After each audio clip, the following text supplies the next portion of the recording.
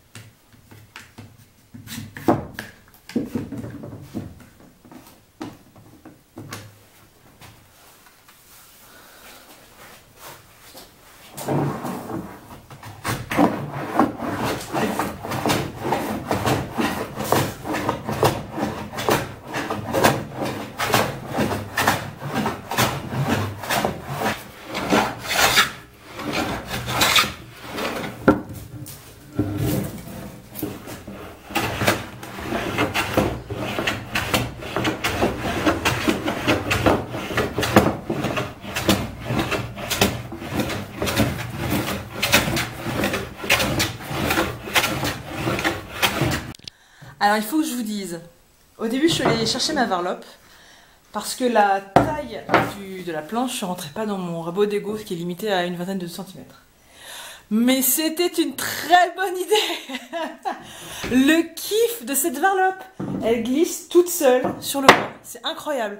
C'est super agréable. En plus, ça fait pas de bruit. Il y a le bruit du copeau qui s'enlève. J'avais affûté la lame il y a déjà 1 an et demi. J'avais jamais eu l'occasion de vraiment m'en servir. J'avais pas pris le temps. Et franchement, c'est une super sensation. J'adore. Ça change du rabot d'ego qui fait un boucan pas possible, qu'on fout partout, etc. Regardez, juste pour vous faire voir la différence entre le avant-après. J'ai bien entendu, j'ai pas encore tout fait, mais j'ai déjà un petit peu avancé, parce qu'il y a des traces de sillage qui apparaissaient. Alors par contre, ouais, ça donne chaud. Hein. Je suis pas au summum de, de ma présentabilité youtubesque. Hein. Mais regardez ça. Donc ça, c'était pour vous donner un petit aperçu de l'état avant. Et je sais pas si vous voyez, oui, ça fait plein de traces de sillage, ça fait plein de petits reliefs, de petits creux, relief, creux, relief, creux. En sachant que le bois, il est quand même pas trop tuilé. Ça va, je trouve que ça a été plutôt bien conservé. Et donc ça, c'est l'état avant. Et regardez-moi l'état après. Alors, il y a encore un petit peu de travail par endroit. Vous voyez, il y a une petite trace qui subsiste là. Et il y aura peut-être un petit quelque chose à faire dans ce nœud-là. Donc, il y a encore les traces de la varlope, hein, forcément. Mais regardez-moi la différence. En fait, le bois il est vraiment magnifique, quoi.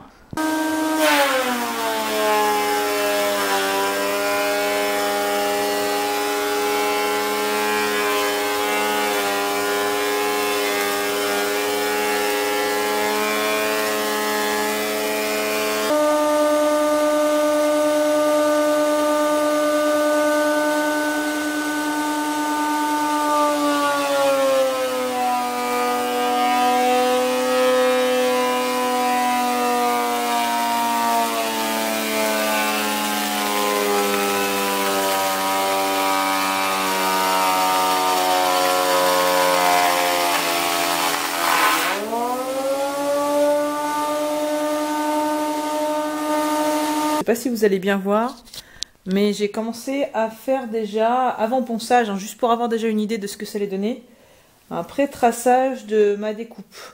Donc en fait en hauteur j'ai gardé 20 cm, ce qui correspond à la hauteur de mes morceaux de pain. Comme ça tout le tour fera la même hauteur. Et du coup on va tomber sur une longueur de 1,60 m, ce qui correspond à une longueur de 1,60 m, ce qui correspond à la largeur dont j'ai besoin pour le sommier, soit 1,54 m, plus l'épaisseur de chaque côté de mes morceaux de pain. Donc ça fait 1,60 m au total. Alors au début j'étais partie sur l'idée pour garder ce contour là que je trouvais sympa. Et puis en fait j'ai réalisé que quand même par endroit c'était pas facile d'arriver à le retraiter. Enfin, le retraiter, je veux dire, à le rendre solide, qui s'abîme pas dans le temps, etc. Parce que finalement, ici, c'est assez fin. Vous voyez, c'est déjà quasiment cassé. Bien entendu, c'est l'aubier, donc il y a souvent des petites bébêtes, mais ça fragilise l'ensemble. Vous voyez, je sais pas si on le voit très bien, mais il y a beaucoup de trous. Et surtout, je me disais que ça allait pas faire très joli, le fait que ce soit pointu, donc il aurait fallu arrondir tout ça. Et je pense que le plus simple, en fait, c'est de rester sur quelque chose de carré. Mais en intégrant le fait que c'était une planche bien brute. Et donc ici par exemple, ça sera pas un angle droit, ça sera vraiment la courbure de la ligne qui sera gardée. Ici on va juste effleurer. Et puis en bas ici là on va garder du coup la courbure, donc il y aura un petit manque. Ça fera joli, ça fera presque au milieu du pied de lit. Enfin j'espère que ça fera joli. Donc ça fera, voilà, ça fera un petit peu atypique. Et puis là, ça me permet d'éviter un petit peu ce vilain nœud. Ici, j'en ai un qui me restera, mais je pense que je vais le laisser en l'état. Donc voilà, ça fera quand même un morceau assez conséquent à enlever. Il y aura pas mal de pertes, mais en même temps, c'est du bois qui est pas forcément... Regardez, vous voyez, on voit que ça a été pas mal habité. Mais après, l'intérieur est relativement sain. Il y a quelques petites traces. Mais bon, ça fera l'affaire, je pense que ce sera solide. Et puis je garde quand même une épaisseur qui est assez intéressante. On n'est pas loin des 30 mm. Ça dépend des endroits en fait. On est surtout à 25 mm. Mais bon. Et c'est exact. Enfin, ça correspond à peu près à ce que je vais avoir au niveau de mon pain là-bas. Parce qu'on est à 25 et 30 mm. Il faut que je vois pour peut-être uniformiser ça. Mais donc voilà, ça va être assez cohérent, je pense. Et puis assez solide. Et puis vous voyez, ça s'appelle pas Copo & Co pour rien. Parce que ça en a fait pas mal. Déjà, ça c'est tout la varlope. donc recto et verso de cette planche-là. Et puis mes quelques morceaux de pain, j'ai rempli déjà quelques litres. Mais ça sent bon, c'est déjà ça. Voilà, dommage que j'ai pas de chat, ça ferait une belle litière. Donc voilà.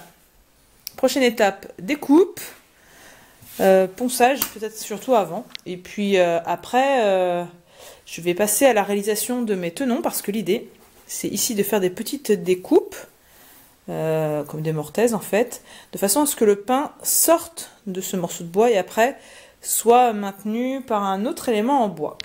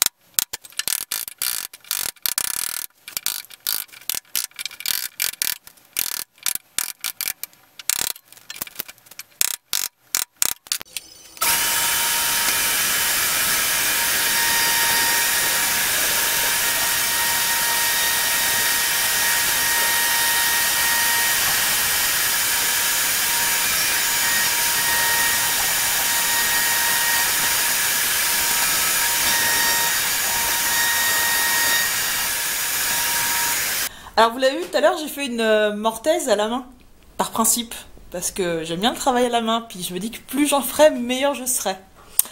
Et ben ça me conforte dans l'idée que j'ai une grande marge de progression. Parce que du coup, d'un côté j'ai fait le travail à la main, donc je vous fais voir, le bois il est devenu un peu comme cassant. Et en fait je pense que j'aurais dû retourner mon bois à un moment, pour faire les entailles de l'autre côté aussi, pour que la partie qui soit enlevée ne s'arrache pas en fait. J'avais mis une sorte de... je vais trouver le mot. De... de planches en fait qui allaient se faire arracher à sa place quoi. Et ça n'a pas suffi. Voilà, de martyr, voilà, ça m'est revenu. J'avais mis un martyr en dessous, mais en fait, il aurait fallu que je retourne ma pièce, que je fasse les marques aussi de l'autre côté, pour commencer en fait avec le ciseau à bois de l'autre côté. Et je pense que ça aurait été mieux. Mais même à l'intérieur, le bois, il était un petit peu cassant, et je pense que le fait que je sois dans un nœud n'y est pas pour rien. Je vous fais voir à quoi ça ressemble, et après, je vous fais voir ce que j'ai fait avec ma défonceuse Triton. Vous allez voir, ça n'a rien à voir. Mais bon, c'est pas grave. Par principe, j'ai fait quand même un peu à la main. Allez, je vous fais voir ça. Donc ça, c'est à la main et au ciseau à bois. Vous voyez, c'est quand même arraché. Et de l'autre côté, c'est encore pire. Et maintenant, je vous fais voir avec la défonceuse Triton. C'est magique. Avec une fraise droite.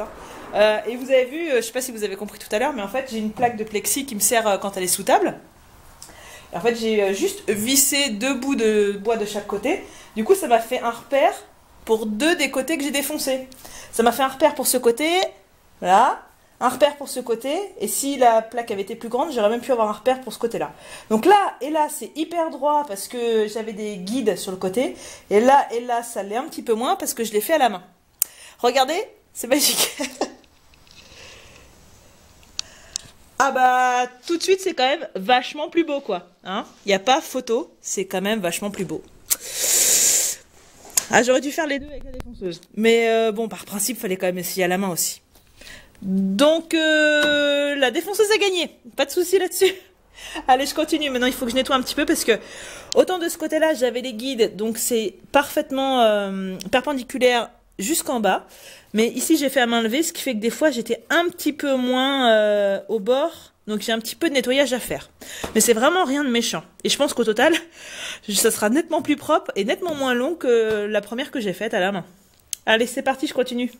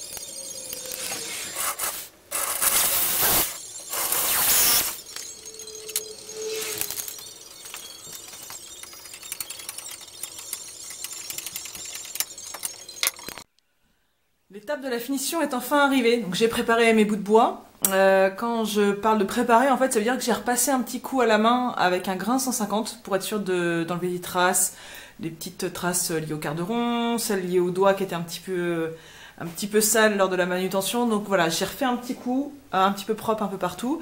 Et puis juste après, j'ai passé un petit chiffon pour être sûr d'enlever toutes les petites poussières de bois qui étaient en place. Donc maintenant, je vais passer à la finition. Regardez, j'ai aussi ma tête, enfin mon pied de lit et puis les chevilles que j'ai taillées. Pour faire la finition, cette fois-ci, je vais, contrairement à mon dernier lit, où j'avais mis un petit peu de tout, de l'azur, de la peinture, etc. Là, je vais utiliser du Rubio Easy Deco transparent. Donc il est en deux, il y a deux parties, une partie un peu huileuse au-dessus. Donc il faut vraiment bien le secouer. Et je vais mettre 10% de AD Easy aussi. Donc ça va accélérer la phase de durcissement. Donc c'est très bien parce que moi je compte installer dans la foulée. Quand bien même j'en mettrai pas, je pense que ce serait rapide à sécher. Parce qu'en fait, le temps que je fasse mes premiers bois, il faudra que j'essuie les derniers. Donc voilà. Ça va se passer assez vite. Et du coup après j'aurai plus qu'à tout transférer dans la chambre et installer. Sachant que sur place, je vais pouvoir récupérer les pieds, le sommier et les fixations du sommier. C'est le petit assaut qui est sur le côté. Donc voilà, je vais me mettre à faire ça. Par contre, je vais utiliser cette fois-ci une petite mousse avec des gants. Et il faut prévoir, ça c'est vraiment super important, un petit récipient avec de l'eau. Vous voyez, il est là, pour le mettre juste après parce qu'il y a des phénomènes d'autocombustion. C'est connu, c'est indiqué par le fabricant. Donc dès que j'aurai terminé, ça sera dans la flotte, pour rien risquer. Allez, c'est parti. Petit mélange, petite application, et on fait ça bien.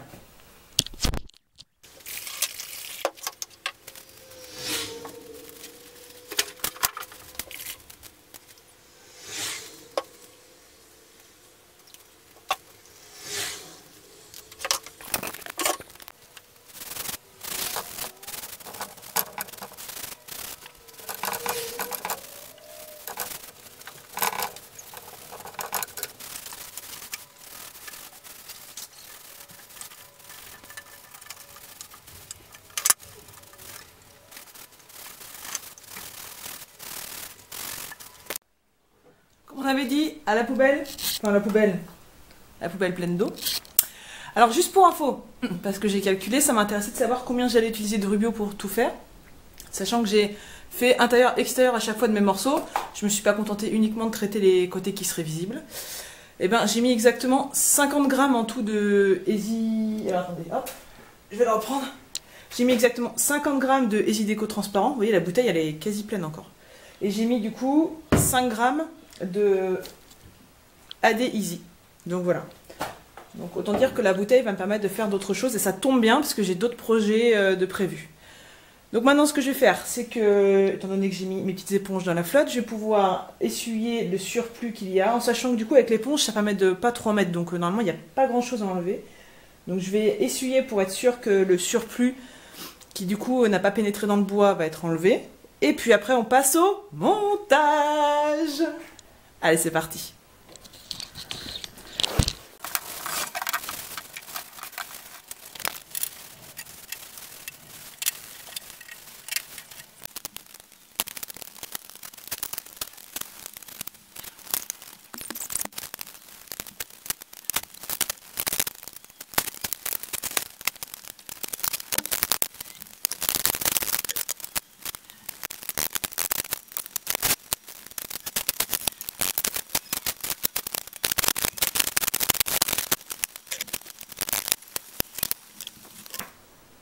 Comme je vous l'avais dit tout à l'heure, j'étais pas fan du fait qu'il y ait un pied seulement à chaque coin du lit. Donc ce que j'ai fait, c'est que j'ai pris un des pieds, et puis j'ai taillé dans un bois tout bête, pas très beau, hein, je suis d'accord, j'aurais pu passer autour à bois, mais j'ai pas envie. Et j'ai refait la même hauteur, et pour la fixation, eh ben, j'ai percé à l'intérieur, et puis je vais utiliser des tire-fonds avec des rondelles, qui seront installées dans les traverses. Donc au milieu, du coup, on aura 3 pieds. Ça sera beaucoup plus costaud et ça prendra enfin en compte le poids des gens qui sont dessus. Donc j'espère qu'on va gagner en solidité avec ça. Donc pour que ça soit un peu moins vilain, les pieds qui étaient au niveau de la tête de lit qu'on ne voyait pas, je vais les passer au centre. Comme ça, si on les voit, on verra cela. Et puis en plein milieu, on va mettre un comme ça. Et à la tête de lit, on va mettre des comme ça aussi. Ça se verra. Allez, c'est parti.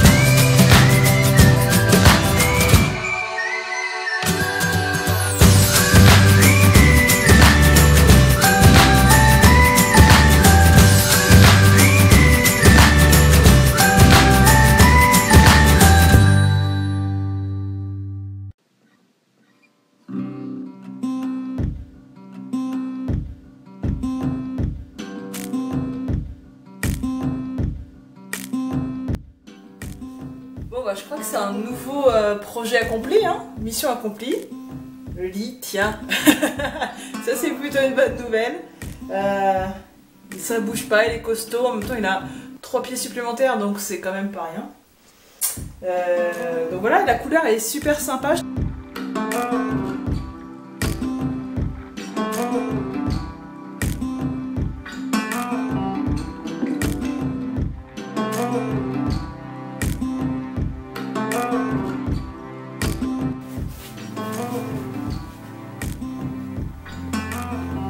Voilà l'assemblage un petit peu original. Alors j'ai eu des petits soucis dans un des coins lorsque j'ai voulu assembler avec mes inserts et mes vis, mais en fait c'était pas tout à fait ajusté, donc j'ai opté pour des tire-fonds et je pense que c'était une très bonne solution. Sinon pas trop de problèmes rencontrés. La pièce est au bout du lit. Je sais pas comment j'avais calculé, elle était un petit peu trop longue, donc j'ai dû retailler au moment de l'installation. Vaut mieux trop long que trop court. Et puis voilà. Donc je suis assez satisfaite du résultat, j'espère que vous le trouvez aussi pas trop mal. Alors, on voit plus la literie qu'autre chose, là je m'écarte un petit peu. Mais bon, le rendu est plutôt sympa et je pense que ça fera plus longtemps qu'un lit confort. Et puis en plus c'est un petit peu plus original, donc ça gâche rien. Voilà, donc n'hésitez pas à commenter pour me dire ce que vous en pensez. Et puis à vous en inspirer éventuellement si vous avez aussi un lit à faire, à vous abonner, à cliquer sur j'aime, enfin, vous savez ce qu'il y a à faire quoi. Voilà, bon bah écoutez, je pense que moi j'ai bien été un bon repos parce que j'ai passé quelques heures à attraper des suées. Donc bah je vous laisse, hein. Moi je vais faire un petit sub. Allez, à bientôt sur Copo & Co et surtout, faites plein de copeaux. Bye bye bye bye.